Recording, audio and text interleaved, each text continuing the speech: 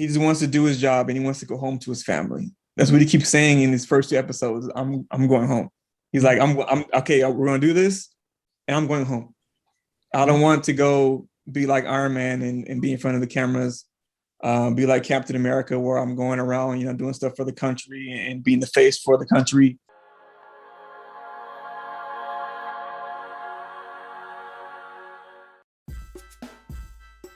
What's up, guys? It's CJ. I'm here with Mike and Richard. We're going to get into another episode of Superhero Sundays. But before we do, spoiler alerts. You haven't watched the shows or movies we're going to talk about, go watch them. And when you come back, make sure you come back and like and subscribe, because any of our support is greatly appreciated and it helps us impact the community. So with all that being said, got my cup, Captain America today. Cheers. Cheers. My bad. I drank before I said cheers. That's your thing. That's my thing, man. Let's go ahead and dive into some fun topics. A lot of Marvel, man. Marvel's just been in the news. They've been just coming out with material and content, and DC, like Mike says, just crying in the background. They're just waiting. Well, actually, no, they're just waiting. They're waiting for their next year, because next year's going to be their year. They have a lot of stuff coming out. But this holiday season, man, is Marvel. It's gonna be a good Christmas, man. We got Hawkeye here, Christmas theme. You have Spider-Man coming out, and during Christmas, then Star Wars will come with Boba Fett at the end of the year. So Disney, Marvel, they're coming through, man. So Hawkeye just dropped, and yeah, man, they deliver. I think it's fun. I'm not gonna go as far and say I just love it and it's on the level of WandaVision and Falcon Winter Soldier and Loki.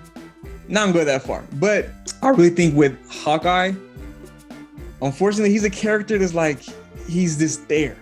Like with the Avengers, he's like one of the guys he's just there. He can come through and do some cool stuff, but he's not really the spotlight ever in anything.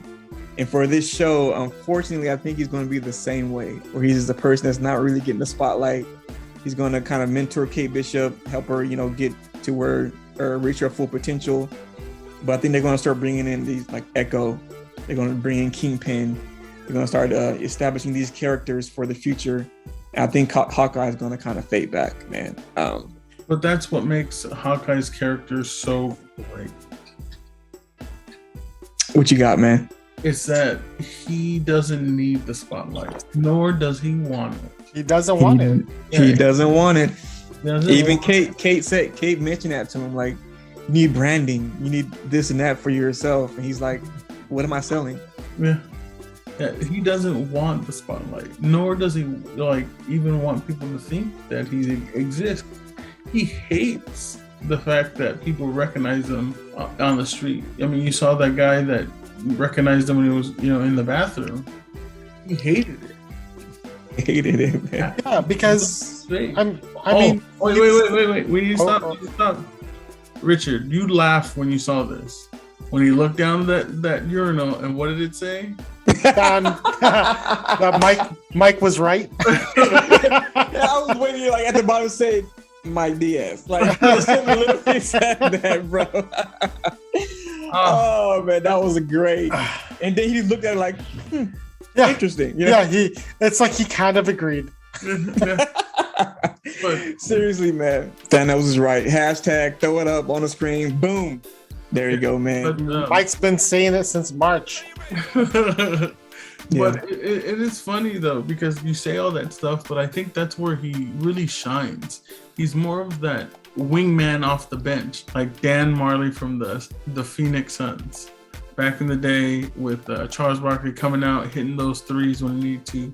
6-man off the bench, the one that you can depend on, that will be there. Mm-hmm. He's not the superstar. He's not, the guy with the flashy this, flashy that.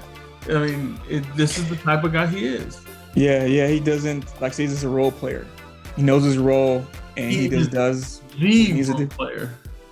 The role player, yeah, man. Well, he's never really cared for the recognition part of it. I mean, he was a secret operative for the government. Right? Yeah. Like he worked for, SHIELD at the time. I mean, he was a secret agent. Like, of course he doesn't want to be known. He's very, very secretive. Like you're right, because he had a secret family nobody knew about. They're like, Hawkeye has a family? Like what? You know, they get taken to his cabin and they're like, what? Like we didn't know anything about you. Yeah, and so yeah, you're right. He doesn't want that spotlight. He just wants to do his job and he wants to go home to his family. That's what he keeps saying in his first 2 episodes. I'm going home. He's like, I'm okay. We're gonna do this, and I'm going home. I don't want to go be like Iron Man and be in front of the cameras, be like Captain America, where I'm going around, you know, doing stuff for the country and being the face for the country. No, he just wants to fade to the background, be with his family, and be at peace. And go to the Broadway show for the Avengers. The awesome Rogers the musical. That's so bad, man. So bad. You know, that's what's great about what Disney did. They took something and just totally made it so cheesy. But so good. So cheesy. Yeah, but it was actual production. Like there was a production within the production. That's funny that Hawkeye is like Ant-Man's on. He's like, Ant-Man wasn't even there. Like, yeah. He's over dancing. Like, come on, bro. Like, what is this, man? You're right. Another cheesy, like they had no idea it was gonna take off, but the Agatha All Along song. That was like the most catchiest song, and it got a Grammy nomination. Like, think about that. Like Mike says, a straight banger, bro. It's hard. It's Disney, and this Marvel in general, they kind of balance that comedy with the seriousness. They do it funny, they do it right, but with this Rogers, man, it was just, I guess it's for Hawkeye, it's kind of offensive, because it's like there was a serious matter. Like, we saved the city.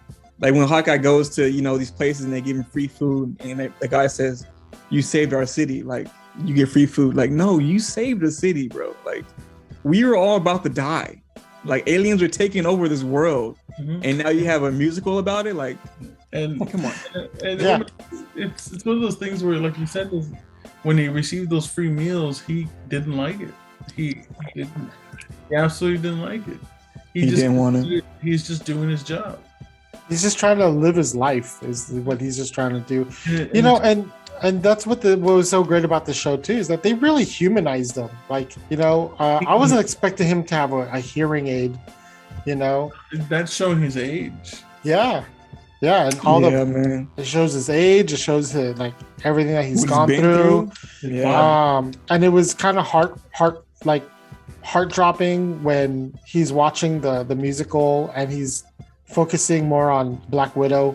Oh, yeah. And it just makes you feel like, damn, like he's been through some stuff, man. He was the last person to see her alive, on a different planet, He's been through a lot, man. Even to the point where he lost his family with the snap. He was one that was left behind. And so how many years? Is it 5 years, 3 years? 5 years, bro. That's how long. 5 years he was without his family.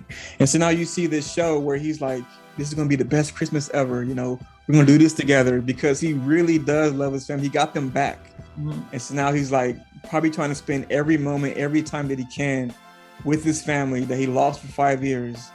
And he just wants to be with them. And now some kid comes in here getting himself in trouble, starting a ruckus around the city. And now he has to get involved with this. And it's like, he doesn't want this, man. I want to go home. It's just not even starting the ruckus. It's the fact that, from most of us know that during that 5 years that he didn't have his family, he went AWOL and went Ronin. He became the Ronin, right? This ruthless mercenary. And that's what started this whole thing. This high-end auction, selling his stuff. Selling Ronin stuff, his sword, his ninja suit or outfit, whatever you want to call it. Yeah. And his kids are watching the news and he sees someone wearing his Ronin suit. Like, that's why he had to take matters into his own hand. He had to go find out who this person was. Yeah, he had to get involved because he literally is somebody that's, was involved in everything. He even went LARPing.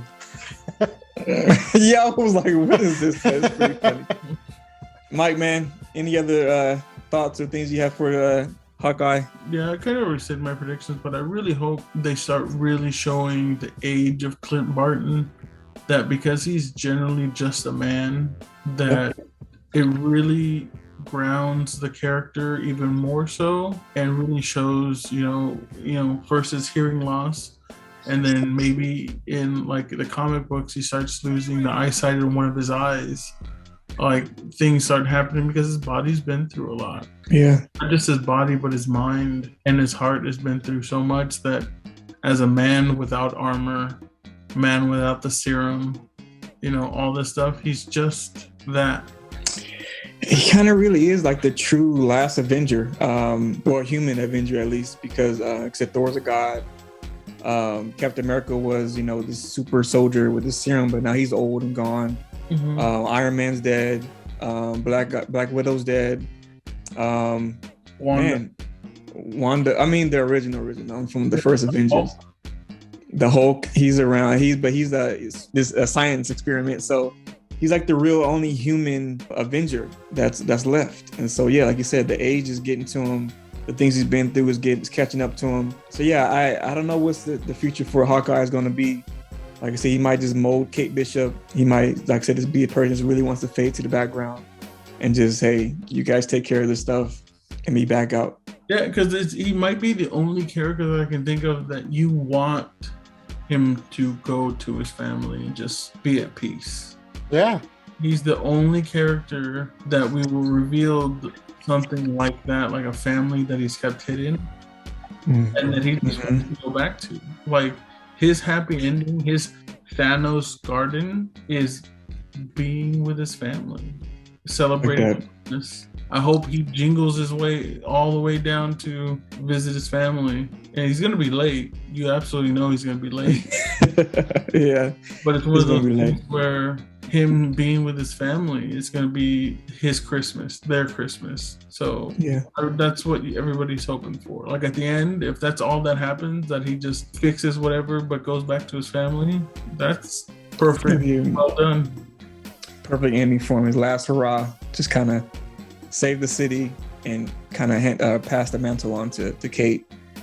And then, yeah, let these other characters come in, Echo, whoever else they're going to introduce, let them take over everything. On this show, we honor real life heroes. And for this episode, we're going to honor Danielle. She is a transcranial Doppler tech, and we will be honoring her on this show. Danielle has been a transcranial Doppler tech for 6 years now. The medical field has always been something she was interested in. But when she became a single mother, that's when she decided to pursue it. Danielle worked during the pandemic, and like everyone else in the beginning, she was scared of the unknown. The procedure for her job takes 1 to 2 hours to perform, so Danielle and her coworkers were at high risk while treating COVID patients for that long. She says, and I quote, "At my hospital, we always had the proper PPE, but I've never had to wear anything like that before," which honestly was overwhelming. Learning to properly put it on and then how to navigate and actually get your work done while trying to breathe with the mask on was a huge adjustment. I have never experienced something like that before. I've never seen so many sick people before, and it was honestly terrifying. Outside of work, Danielle just loves spending time with her family. They love to go camping, beer festivals, Lake Havasu, or pretty much anything where they are together. Danielle is currently in school to get her bachelor's degree and has dreams of managing the neurovascular ultrasound lab one day. Danielle, thank you for what you've done for the community, for the hospital. You are a true hero. Again, congratulations. Thank you. You're a hero. All right, that's going to conclude another episode of Superhero Sundays. Tune in next week. We'll get into some more crazy topics. Seeing Mike being Senator Palps, Richard with his jokes, man. Peace out, guys.